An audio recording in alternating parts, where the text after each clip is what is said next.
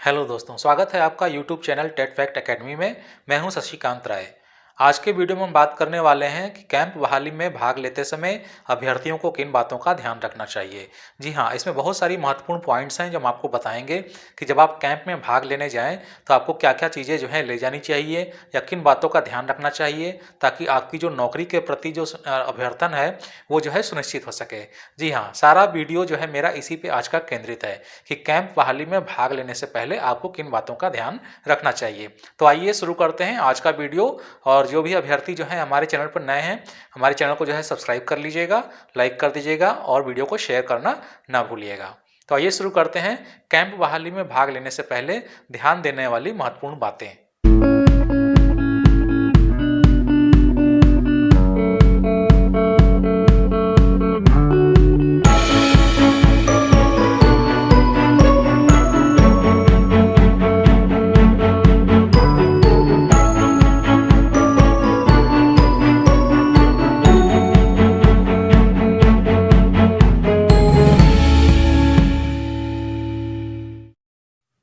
दोस्तों, आप लोग जानते हैं कि मैं पहले के वीडियो में भी आपको बता चुका हूं कि मैंने जो है 2012 से जो है लेकर के और 5वें चरण तक जो है कैंप बहाली में जो है भाग लिया था। और उस दौरान जो है मुझे कई सारी कठिनाइयों का सामना करना पड़ा था, क्योंकि मेरे पास कोई अनुभव नहीं था, मैं उस समय नया था और मैंने उतना विश्लेषण भी जो है किसी चीज़ के बारे में नहीं किया था। तो उस वक्त जो है मुझे बहुत दिक्कतों का सामना करना पड़ा था और हम नहीं चाहते हैं कि आप सभी अभ्यर्थियों को उन दिक्कतों का सामना करना पड़े। तो अपने अनुभवों के आधार पर मैं जो है यहाँ पे कुछ प्रमुख बिंदु लेकर आया हूँ, कुछ महत्वपूर्ण जो है बातें लेकर आया हूँ जो कि कैंप बहाली से संबंधित हैं। कि बिहार शिक्षक भर्ती प्रक्रिया 2020 जो कि इलेक्शन के बाद जो है संपन्न होने की संभावना है और उसमें 1 से 5 और 6 to 8 के लिए जो है अभ्यर्थी जो है बहाली में भाग लेने वाले हैं। और इसके साथ ही शिक्षा विभाग ने ये क्लियर कर दिया है कि अब जो बहाली होगी उसकी जो प्रक्रिया होगी वो कैंप के माध्यम से होगी, यानी कि कैंप लगाया जाएगा और उसमें जो है सारे अभ्यर्थी जो है पार्टिसिपेट करेंगे और वहीं पर उनको जो है नौकरी के लिए नियुक्ति पत्र मिलेगा। तो ये जो है कुछ बातें जो है सरकार की तरफ से जो है क्लियर कर दी गई हैं। आइए अब देखते हैं कि जब आप कैंप में भाग लेने जाते हैं तो आपको जो है महत्वपूर्ण बातों का ध्यान रखना चाहिए, क्योंकि अगर आपने इन बातों का ध्यान नहीं रखा तो ये बिल्कुल आप कन्फर्म मान के चलिए कि आपकी नौकरी जो है खतरे में पड़ सकती है या आपके आवेदन करने का फिर कोई मतलब नहीं रह जाता है। तो उन्हीं बिंदुओं पे जो हम प्रकाश डालेंगे, तो वीडियो को बिल्कुल भी स्किप मत करिएगा, अंत तक देखिएगा, क्योंकि कुछ बातें जो हैं वीडियो के पहले आ जाती हैं, कुछ बाद में आती हैं। क्योंकि जैसे से वैसे तो मैंने पॉइंट वाइज नोट कर रखा है, लेकिन फिर भी जो है आप वीडियो को पूरा जो है देखिएगा, स्किप मत करिएगा, क्योंकि ये आपके लिए जो है काफ़ी महत्वपूर्ण हो सकता है। अगर आपने एक भी गलती की, एक भी चूक की, तो आपको जो है बहाली में दिक्कत हो सकती है। तो आइए शुरू करते हैं, पहला पॉइंट्स ले लेते हैं। पहला पॉइंट्स हमारा यही है कि सभी लोग जो है जान रहे हैं कि इस समय जो है कोरोना महामारी फैली हुई है और काफ़ी तेज़ी से इसका संक्रमण जो है फैल रहा है और ये व्यक्ति से व्यक्ति जो है स्प्रेड कर रही है, यानी इसका फैलाव हो रहा है। तो यहाँ पे सबसे पहली चीज़ तो यही है कि आप जो है कोविड से बचाव के लिए जो है उपाय जरूर करें। इसमें आप मास्क का प्रयोग करें, सैनिटाइजर अपने पास रखें, ये बहुत ज़रूरी है। और भरसक प्रयास करना है आपको कि जो है कैंप मोड में जब बहाली होगी वहाँ पर सोशल डिस्टेंसिंग का पालन करने का पूरी तरीके से प्रयास करें। ये तो सबसे पहली सावधानी होगी, क्योंकि अगर जीवन है तभी आप जो है नौकरी करेंगे, अगर जीवन ही नहीं रहेगा तो फिर नौकरी करके करेंगे क्या। तो ये पहली चीज़ आपको सबको ध्यान रखनी है और ये एक तरीके से जनहित में जो है मेरा एक तरफ से एक संदेश भी है कि सभी लोग मास्क का प्रयोग करें, सैनिटाइजर का इस्तेमाल करें और सोशल डिस्टेंसिंग का पालन करें। दूसरी चीज़ आ जाते हैं कि आप जब भी कैंप बहाली में भाग लीजिए, यानी कि जब भी आप कैंप बहाली में भाग लेने जाएं तो आप अपना साधन जरूर रखें, यानी कि अपना जो है परिवहन का साधन मोटरसाइकिल है, ये इसकी व्यवस्था जरूर करके रखें। क्योंकि कभी कभी क्या होता है कि ठीक है कैंप तो जो लगता है वो जिला मुख्यालय में ही लगता है, लेकिन उसके बीच में जो स्कूल जो बने होते हैं या कॉलेज होते हैं जहाँ पर कैंप का आयोजन किया जाता है, उनके बीच की दूरी जो है बहुत ज़्यादा हो जाती है। तो आपको जो डिटेल्स कलेक्ट करनी होती है, जो इन्फॉर्मेशन लेनी होती है, उसको जो है पाने में आपको दिक्कत का सामना करना पड़ सकता है। अगर आप पैदल हैं तो फिर आपको टेम्पो के साधन ढूंढने पड़ेंगे, रिक्शा करना पड़ेगा, ठीक है। तो आपको जो है समय आपका जो है बर्बाद होता है। तो चाहे महिला अभ्यर्थी हो चाहे पुरुष अभ्यर्थी हो, सबके लिए मेरी तरफ से एक जो है रिक्वेस्ट है, आग्रह है कि आप लोग अपना परिवहन साधन जरूर ले जाएं। चाहे किसी से भी अगर आपके पास नहीं है तो कहीं ना कहीं से अरेंज कर लें, क्योंकि परिवहन का जो है बहुत महत्वपूर्ण आपको योगदान मिलेगा कैंप बहाली में। अगर आपका जो है समय बचाना है और सही जगह काउंसलिंग कराना है तो अपना साधन होना बहुत जरूरी है। तो ये दो चीज़ें, जो कोरोना से बचाव था और जो अपना साधन, ये तो बहुत ही इंपॉर्टेंट चीज़ है, क्योंकि जब हमने कैंप की बहाली में भाग लिया था तो मेरे पास अपना कोई साधन नहीं था। हम पैदल ही जो है रनिंग करते थे और पैदल ही काउंसलिंग सेंटर पे मुझे जाना होता था, तो इससे मेरा बहुत सारा समय ख़राब भी हो जाता था और पैदल होने के चलते साधन नहीं मिलता था, तो मेरी बहुत सारी इन्फॉर्मेशंस जो है कलेक्ट करने में छूट जाती थी। और इसके साथ ही सब लोग जानते हैं कि जो कैंप काउंसलिंग होता है उसमें एक रजिस्ट्रेशन होता है। अगर आप समय से रजिस्ट्रेशन कराने नहीं पहुंचे तो आपको जो है ताला बंद हो जाएगा, यानी कि वो दरवाज़ा रूम का बंद हो जाता है, फिर आप जो है ऐसे ही जो है बाहर बैठे रहेंगे। तो अपना साधन जरूर जो है लेकर के जाइएगा, ठीक है। अगली चीज़ है, तीसरा जो पॉइंट है वो है फोल्डर फाइल। फोल्डर फाइल जो है अपनी आपकी जो है कंप्लीट होनी चाहिए। अब यहाँ से जो है हमारा जो है मुख्य जो है पॉइंट शुरू हो रहा है, ठीक है। तो वीडियो को जो है पूरा देखिएगा, ध्यान से देखिएगा, क्योंकि फोल्डर फाइल वैसे तो एक सामान्य चीज़ आपको लगती है कि ठीक है फोल्डर फाइल तो कोई भी तैयार कर लेगा, लेकिन यहाँ पर भी बहुत सारी चीज़ें आपको जो है ध्यान देनी चाहिए कि फोल्डर फाइल कंप्लीट होनी चाहिए। और वो किसके अनुसार कंप्लीट होगी? शिक्षा विभाग की जो नियोजन समिति है उसके द्वारा जो काउंसलिंग प्रपत्र जारी किया जाता है। जी हाँ, हम अपने पहले के वीडियो में भी आपको बता चुके हैं कि फोल्डर फाइल कैसे कंप्लीट होती है। अगर आपने नहीं देखा हो तो आप वो वीडियो जाकर के बिहार शिक्षक भर्ती परीक्षा जो है उसमें प्लेलिस्ट में देख सकते हैं कि फोल्डर फाइल कैसे बनाई जाती है, डॉक्यूमेंट कैसे अरेंज किए जाते हैं। तो शिक्षा विभाग की जो नियोजन समितियां हैं, ठीक है, उनके माध्यम से क्या होता है, प्रत्येक जिला जो है क्या करता है, एक काउंसलिंग प्रपत्र जो है जारी करता है, एक फॉर्मेट जारी करता है, और उसी काउंसलिंग प्रपत्र को भर करके आप क्या करते हैं, फोल्डर फाइल के ऊपर चिपकाते हैं, और उसी के क्रम में जो क्रम उसमें बताया गया है उसी के क्रम में आप क्या करते हैं, सारे डॉक्यूमेंट्स को अरेंज करते हैं। तो फोल्डर फाइल अपनी जो है कंप्लीट रखनी चाहिए, ठीक है। उसके बाद जो बात आती है आपकी फोल्डर फाइल में और भी जो चीज़ें होती हैं उनके बारे में हम आगे भी बात करेंगे कि उसमें जो है कौन कौन से कागज़ जो है कंप्लीट होने चाहिए। नॉर्मली डॉक्यूमेंट्स तो सबके कंप्लीट ही होते हैं, लेकिन कुछ विशेष कागज़ होते हैं जिनको जो है कंप्लीट रखना चाहिए, और कुछ अन्य भी चीज़ें होती हैं जिनको कंप्लीट रखना चाहिए। तो वीडियो के साथ बने रहिएगा, तो फोल्डर फाइल कंप्लीट करिएगा, ठीक है। उसके बाद जो है आता है जो पॉइंट है उसमें यह है कि सबसे बड़ी जो पॉइंट है वो ये है कि जब आप काउंसलिंग में भाग लें, अभी तक जितनी भी आप हमारे वीडियो देख रहे हैं जिसमें हम रिक्तियों के वीडियो जो है बता रहे हैं आपको कि रिक्तियां कितनी हैं, और बार बार हम आपसे रिक्वेस्ट कर रहे हैं कि आप रिक्तियों की संख्या जरूर से जरूर नोट करें। जी हाँ, रिक्तियों की संख्या नोट करें। इसके लिए आप हमारा वीडियो भी देख सकते हैं कि मेरिट लिस्ट देखने का सही तरीका क्या है, रिक्तियों से उनका कैसे मिलान करें, ठीक है। तो चौथी चीज़ है, फोल्डर फाइल के बाद आपको क्या करना है कि कुल रिक्तियों की संख्या का विवरण अपने पास रखना है, ठीक है। कुल रिक्तियों की संख्या का विवरण क्या करना है, अपने पास रखना है। यानी आप मान लिया किसी एक पर्टिकुलर जिला में जा रहे हैं, एक निश्चित जिला में जा रहे हैं काउंसलिंग कराने के लिए, तो उस काउंसलिंग में जितने ब्लॉक हैं, जितने पंचायत हैं, ठीक है, जितने जो है नगर पंचायत है, नगर परिषद है, तो उन सबका जो है क्या करना है, आपको रिक्तियों की संख्या जो है मालूम होनी चाहिए। और इन रिक्तियों की संख्या जो है मालूम करने के लिए या इनका विवरण अपने पास रखने के लिए उसमें आपको दो तरीके के विवरण रखने हैं। पहली चीज़ तो यह है कि अगर आप किसी कैटेगरी में आते हैं तो उस कैटेगरी में रिक्तियों की संख्या कितनी है वो भी आप रखें, और इसके साथ ही जो है आपको क्या ध्यान रखना होगा कि अनरिजर्व कैटेगरी की सीट कितनी है उसका भी विवरण आप रखें, ठीक है। क्योंकि आप जो है अपनी कैटेगरी से अगर आपकी मेरिट अच्छी है तो आप यूआर में ट्रांसफ़र हो सकते हैं, ठीक है। आपको यूआर की सीट मिलती है और आप अपनी कैटेगरी की सीट खाली छोड़ देते हैं। तो आपको जो है क्या करना चाहिए कि फोल्डर फाइल कंप्लीट करने के बाद कुल रिक्तियों की संख्या का विवरण भी अपने पास रखना चाहिए, जिसमें आपको अनरिजर्व कैटेगरी की सीटों का विवरण रखना होगा और साथ में अपनी कैटेगरी के सीटों का विवरण भी रखना होगा, ठीक है। उसके बाद आता है कि मेरिट लिस्ट पेज का प्रिंट रखें, ठीक है। इसके बाद क्या है कि मेरिट लिस्ट जो पेज होता है उसका जो है प्रिंट रखना है। मेरिट लिस्ट का मतलब यह है कि उस पन्ने का प्रिंट आउट हमेशा अपने पास रखें जिसमें आपका नाम आया है, यानी कि जिस पेज पर जिस क्रमांक में आपकी जो है मेरिट लिस्ट शो कर रही है, ठीक है, उस पेज का भी आप प्रिंट आउट जरूर रखें, ठीक है। ये बहुत ज़रूरी होता है क्योंकि उसमें जो है ऊपर से लेकर नीचे तक के, यानी कि आपके अगल बगल 5 या 10 अभ्यर्थी चाहे ऊपर हों चाहे नीचे हों, ठीक है, उनका भी विवरण उसमें रहता है, और साथ में ये प्रूफ भी रहता है कि आपके पास जो है आपका जो नाम है वो मेरिट लिस्ट में है। कहीं ऐसा ना हो कि नियोजन समिति वाले जो है बोले कि नहीं आपका नाम जो है मेरिट लिस्ट में नहीं है, ठीक है। तो मेरिट लिस्ट का एक प्रिंट आउट का पेज जो है अपने पास जरूर रखें जिस जिस ब्लॉक में आपने जो है आवेदन किया है, ठीक है। अगली चीज होती है कि इसमें क्या करते हैं कि आपका जो है रजिस्ट्रेशन जो है कराया जाता है, ठीक है। इसमें क्या किया जाता है, रजिस्ट्रेशन जो है कराया जाता है। तो रजिस्ट्रेशन कराने का जो समय है उसको जरूर ध्यान रखिएगा, और तय समय के अंदर ही रजिस्ट्रेशन जो है कराने के लिए वहाँ पर उपस्थित होना जो है बहुत ज़रूरी है, ठीक है। उसके बाद आती है आपकी कि आपके पास जो रिक्तियों की संख्या है, ठीक है, आपके पास जो रिक्तियों की संख्या है उसका क्या करना है, आपको मिलान करना है। यानी कि आपके पास जो उपलब्ध रिक्तियों की संख्या है उसको आप क्या करेंगे, मिलान करेंगे। किस चीज़ से मिलान करेंगे?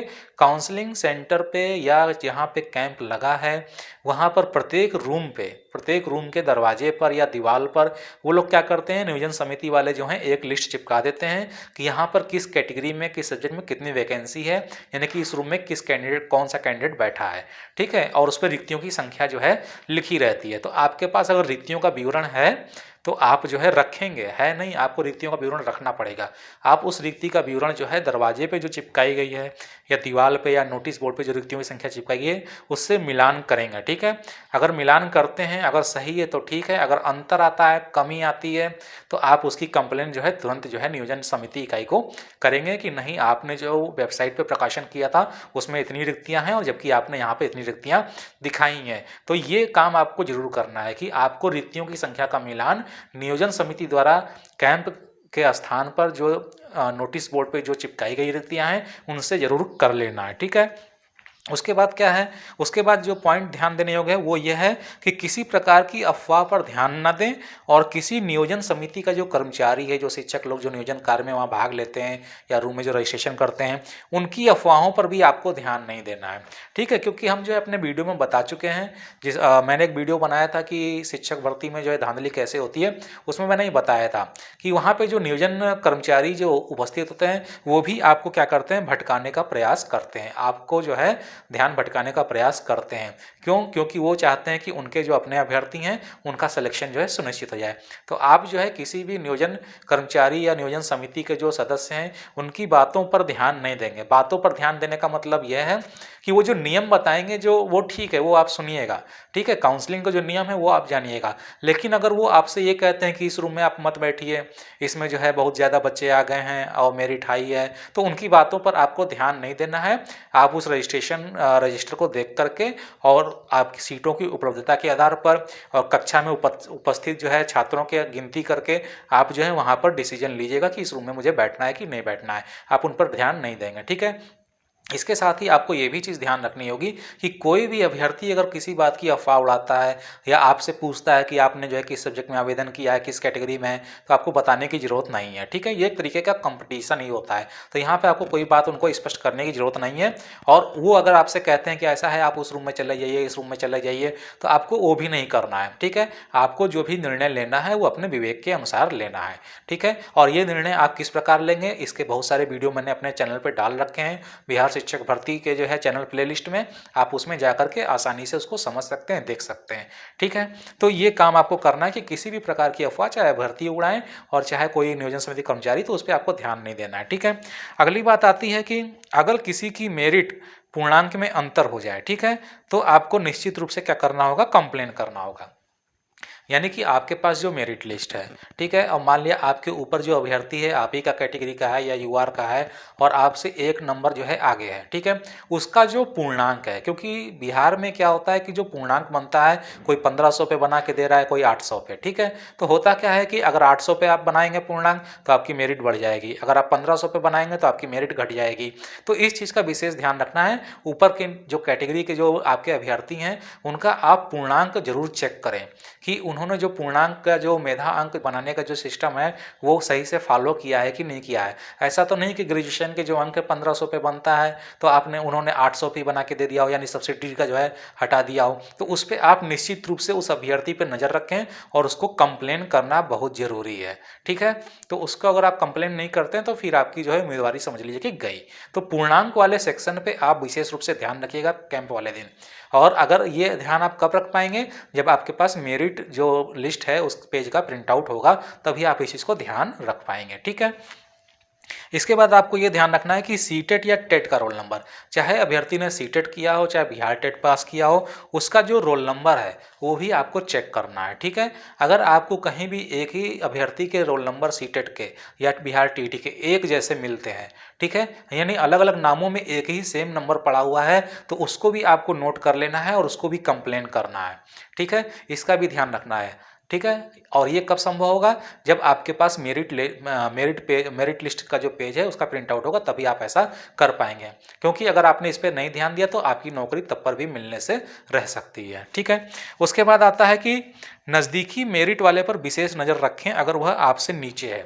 यानी कि अगर आपने जो मेरिट लिस्ट बनाई है, ठीक है, मान लिया आपका जो है 65 है, 65.5 है, ठीक है, और किसी बंदे का जो है आपसे नीचे है और 65 पॉइंट जो है 49 है, ठीक है, और आपकी सेम कैटेगरी का है, तो आपको वहाँ पर बहुत विशेष ध्यान रखना है कि अगर वो आपके रजिस्ट्रेशन वाले रूम में बैठा है जिसमें आपने रजिस्ट्रेशन कराया है, तो कहीं उसका तो सिलेक्शन नहीं कर दिया गया। ठीक है, इसका आप विशेष ध्यान रखिएगा। तो पॉइंट में आप जरूर कैलकुलेट करिएगा, ठीक है, क्योंकि पॉइंट का भी यहाँ पे बहुत महत्व है। तो ये आप विशेष ध्यान रखिएगा कि आपकी मेरिट से नीचे वाले जो 3-4 कैंडिडेट हैं उनका डाटा भी आपको जो है अपने पास रखना पड़ेगा, कि ऐसा ना हो कहीं भ्रष्टाचार करके उनको ऊपर जो है ला दिया जाए। ठीक है, तो ये आप ध्यान रखिएगा। और अगर मान लिया कि आप किसी कैटेगरी में आते हैं, आपका जो है मान लिया 65.50 है, ठीक है, और आपके नीचे का जो लड़का है वो यूआर कैटेगरी में आता है और उसका मान लिया 65.49 है, तो ऐसा ना हो कि उसको यूआर सीट दे दी जाए। ठीक है, आप वहाँ पे बिल्कुल कंप्लेन करेंगे कि उस बच्चे को, उस लड़के को यूआर की सीट ना मिलने पाए, क्योंकि ये पूरी तरीके से गलत है।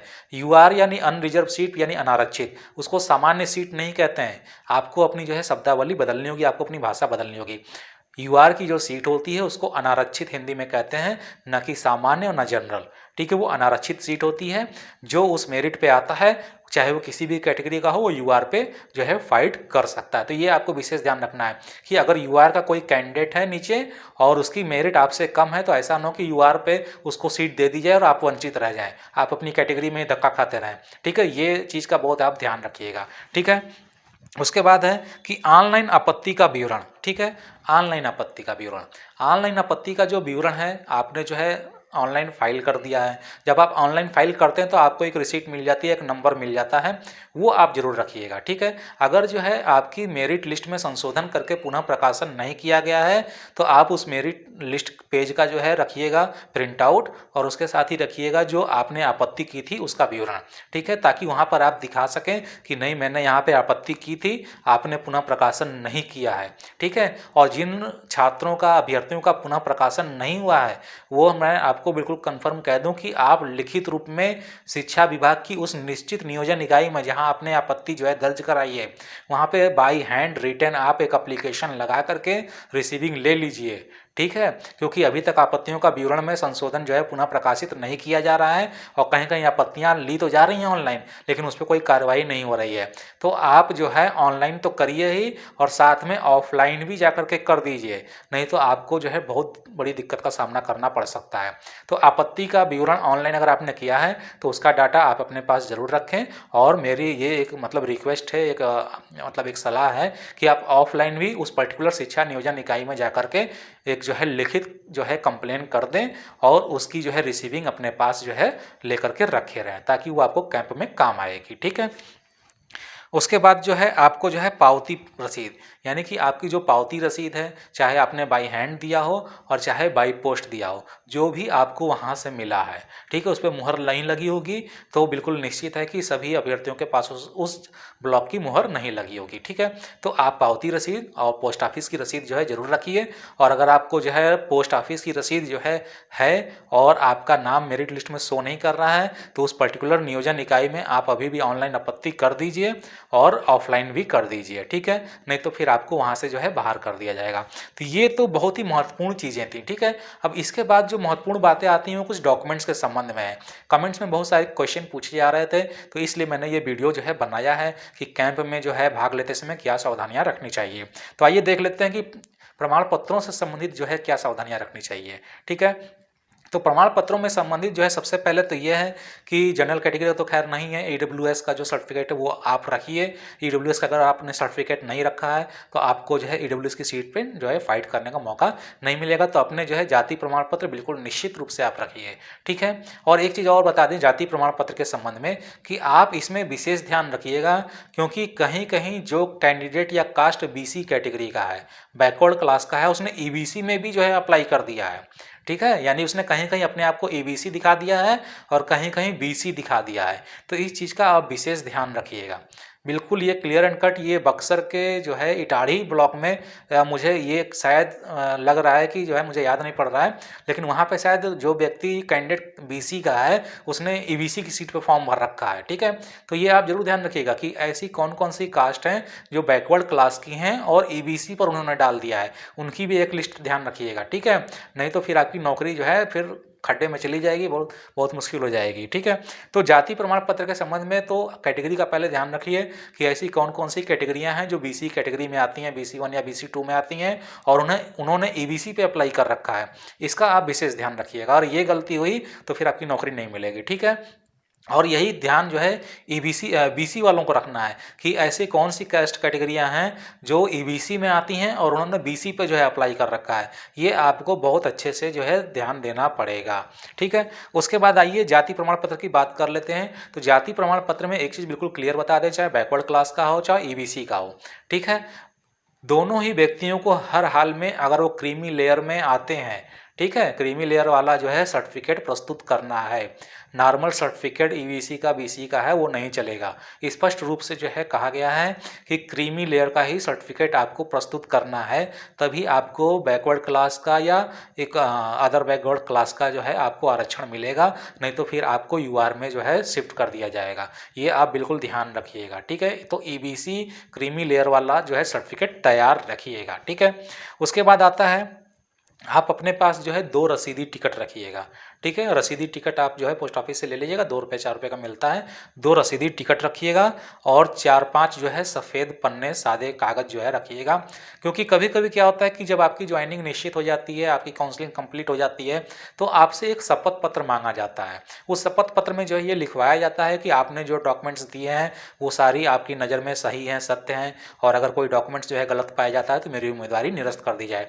तो 4-5 पन्ने आप अपने पास रखिएगा अगर आपको कंप्लेन करनी हो, ताकि आप आसानी से कर सकें, या कोई शपथ पत्र अचानक जो है लिख करके मांग लिया जाए तो आप रसीदी टिकट जो है लगा करके उस पर साइन करके शपथ पत्र बाई हैंड बना करके दे सकते हैं। रसीदी टिकट लगा हुआ कागज साइन किया हुआ वो भी एक असली शपथ पत्र है और कोर्ट में मान्य होता है। ठीक है, जरूरी नहीं कि कोर्ट कचहरी जाके शपथ पत्र बनवा के लाएं। तो 2 रसीदी टिकट अपने पास रखिएगा, 4-5 सादे कागज जरूर रखिएगा। ठीक है, उसके बाद आता है कि कम से कम 8 पासपोर्ट साइज फोटोग्राफ आप रखिएगा। ठीक है, 8 रखिए, 4 रखिए, चाहे 5 रखिए मिनिमम। ठीक है, आप जो है पासपोर्ट साइज फोटोग्राफ जरूर लेकर के जाइएगा और कोशिश करिएगा जो आवेदन में जो है आपने लगाया है वही लेकर जाएं। ठीक है, ताकि कोई भी प्रकार का जो है बहाना या जो है धांधली करने का प्रयास नियोजन इकाई द्वारा ना किया जा सके। उसके बाद होता है कि शपथ पत्र अपना पास एक रखें।